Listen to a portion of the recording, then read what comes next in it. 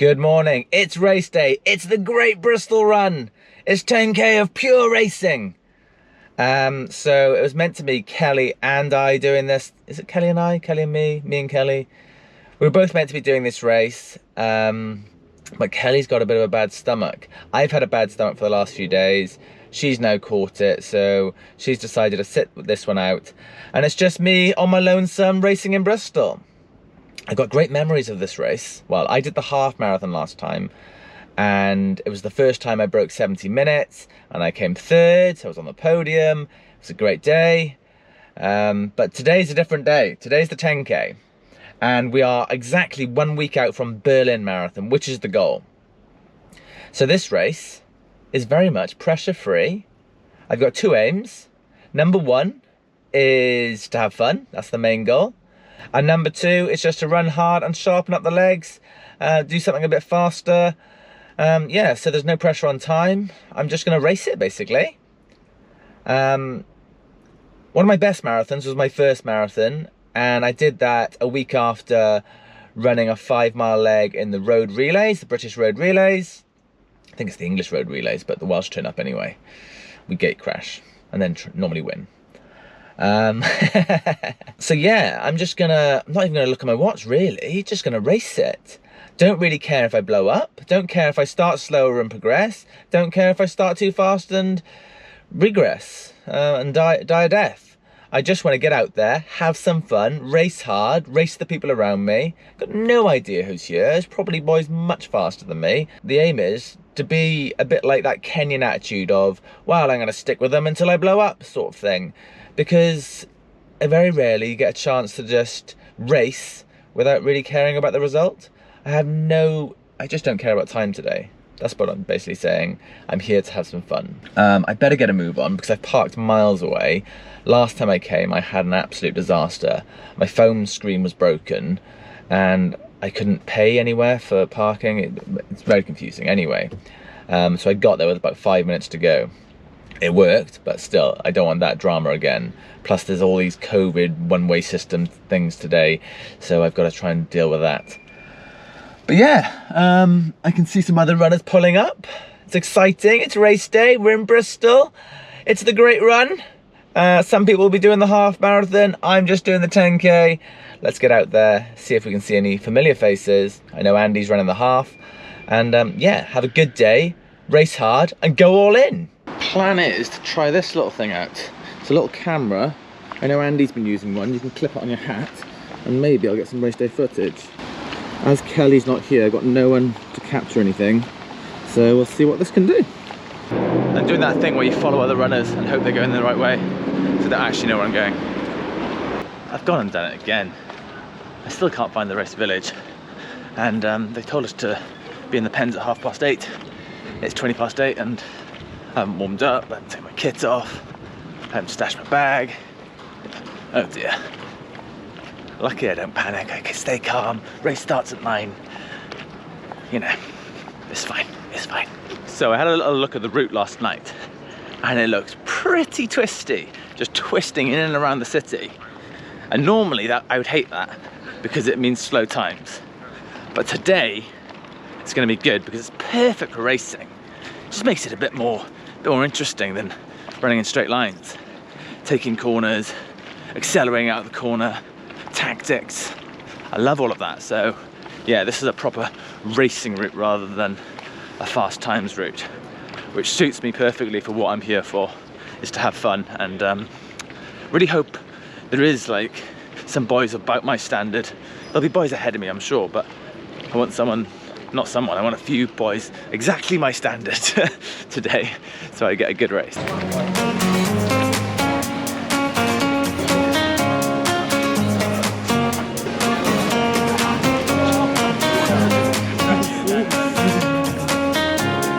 I love the buzz of race day. Oh, I missed this. The nerves, the anticipation, people like all jittery, bouncing on the spot. Ah, you gotta love it.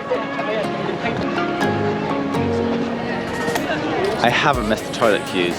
I'm already running late. I don't know if I'm gonna be able to queue and make it in time.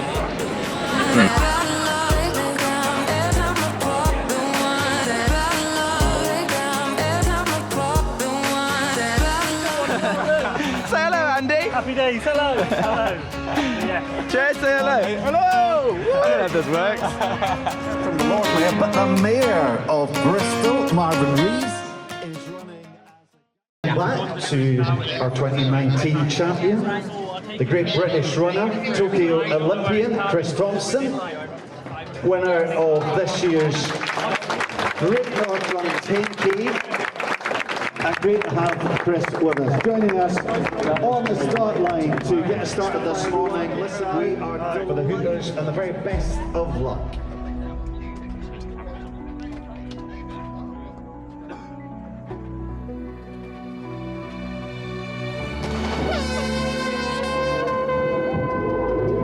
So I'm not sure how to do this, but I thought I'd talk you through how my race went and what really happened out at Great Bristol Run.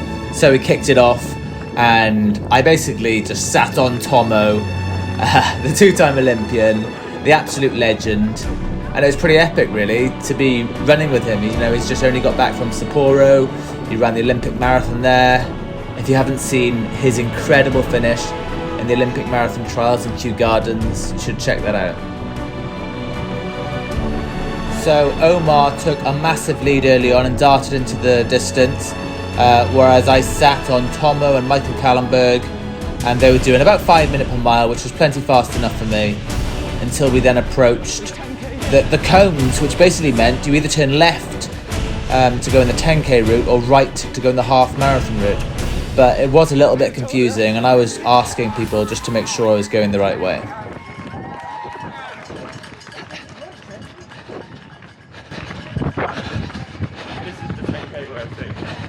Yeah, across the bridge. Yeah. So we went through the first K in 3:07, which is about 5 minutes per mile.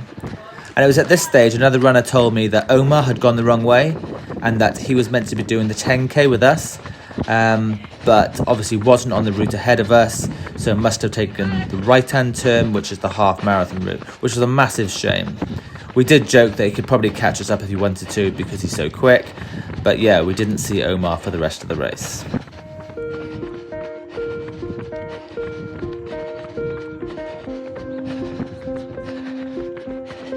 So for the next few K, I decided just to roll with it.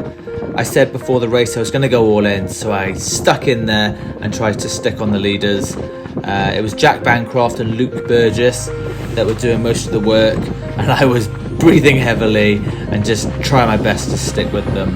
I knew that I probably wasn't going to be able to hold this pace for the whole race, but I just wanted to find out and see what I was capable of.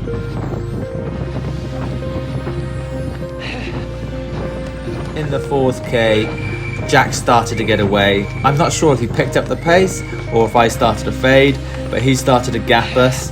I was trying my best to stick with Luke, who was in 2nd place, but I was really hurting already. I was just trying to tell myself, all in, find out Matt, you've got this. But it was hurting and I was less than halfway into the race. We entered a gravel park.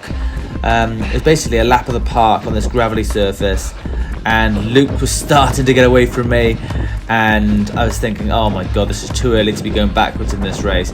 But I was just trying everything, trying to cling on and not let those gaps increase anymore.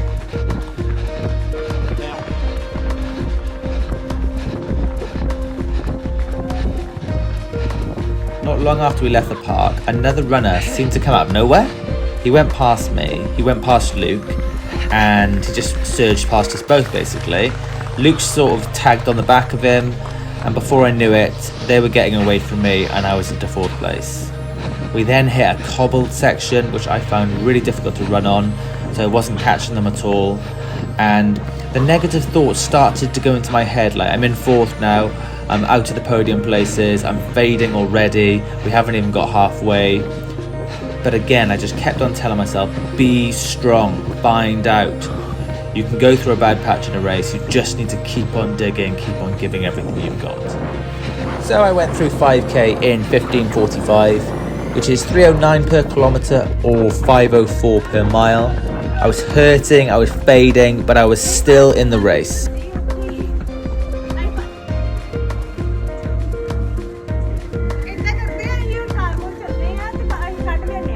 Well done. Matt, well done, Swindon. I'd gone there to race, and that's what I was going to do, have some fun and give it everything. Luke and the others started to get away, and at 6k it looked like the podium places had gone. But I told myself, just work as hard as you can, don't let anyone else pass you, and if you keep giving everything, you never know what's going to happen. It was about 7k which I realised, I think I'm actually catching Luke. Am I? Am I speeding up? Is he slowing down? Anyway, it gave me a glimpse of hope that there was still a chance of third, so I really started to dig in and see if I could reel him in by the 8th k. As we approached 8 kilometres, I saw a hill up ahead. I thought, this is my chance. I worked really hard at the start of the hill, and before I knew it, I was right on his shoulder. My initial instinct was to sit there and reserve some energy, but then I realised that the smart thing to do was to go straight past him, say well done, and it'd be a big show of strength that you were feeling good. I wasn't feeling good, I was feeling awful, but I knew if I gave off an image that I was in control and I was smooth and that I was going to be strong to the finish, it would play on Luke's head and give me a better chance of getting that 3rd place.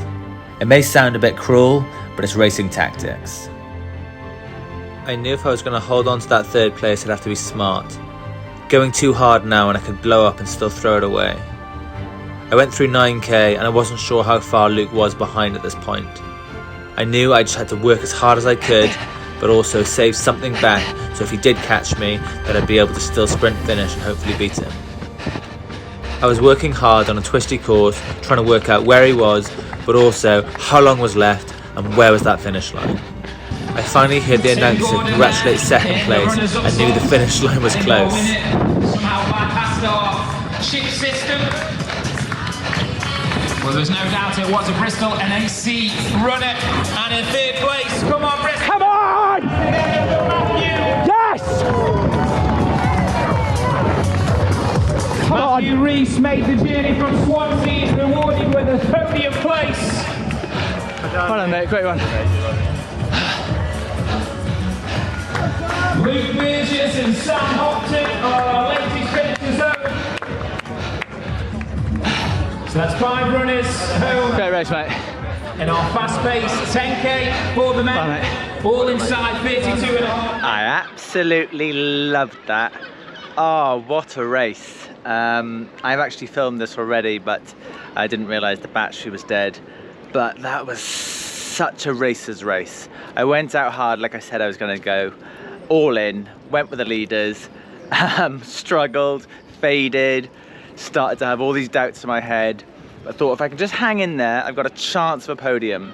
So I was in 4th for most of the race, and I could see the guy in 3rd just up ahead, and I just reeled him in a little bit and then caught him on the hill and was so tempted just to sit, but decided the right move was to go past him. Looked like you were feeling strong. I wasn't feeling strong, I was feeling awful. But go past him, put doubts in his head, and race it to the line. So there's 2k to go. I went past him and I held on. I got a 3rd place and I'm just so delighted. It was just such a good race. Twisty, tough course, but that was perfect for what I was here for, just to race the boys. Just loved it, just really loved it.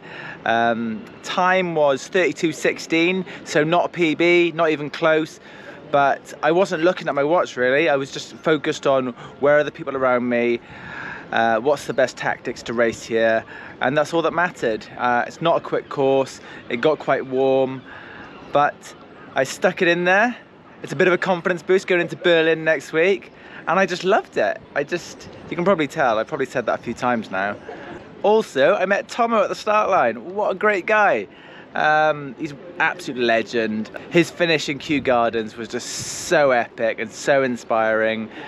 And watching him in the Olympics was quality. They didn't show much of him, but knowing he was there was quality after his amazing qualification at Kew. And yeah, it was great to meet him. He's just like one of the most personable runners on the scene, and I've never met him, so that was quality. And yeah, I got to run with him for a few moments until he turned off on the half course, and then it was all racing and trying to beat the boys around me. I couldn't live with Jack, who went on to win it, and was nowhere near second either, but I did fight all the way to the line and bagged myself a 3rd place. So I think Bristol must be a lucky place for me to race because I came third last time I raced here. I raced the Great Bristol Half Marathon last time, and that was the first time I broke 70 minutes, and it came as a massive surprise. It was what I was training for, but that wasn't the goal race, and I just stuck in a group and then again just raced the people around me and got a sub 70 and a third place. And today, yeah, another third place in the 10K. So I'll be back to Bristol because unfinished business. Maybe I'll get second one day. And you can always dream of that first place as well. Train hard and maybe I can make it happen. For vegan runners, here's Daniel, Gary and Logan. Well done, guys. Well done, looking strong. Last push now. Well done, Charles.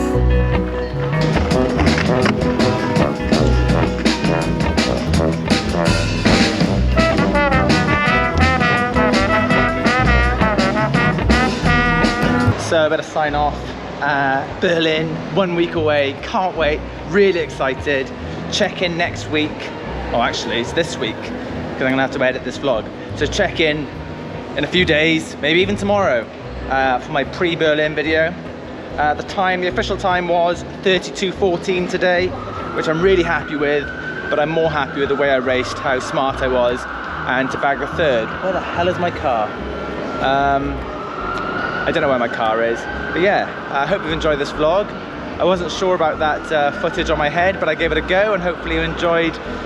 Hope you enjoyed that, and enjoyed coming along on my Great Bristol 10K experience. A lot of fun. Definitely want to race a few more races with no time pressure, just rolling the dice and seeing how it goes. And yeah, a good day.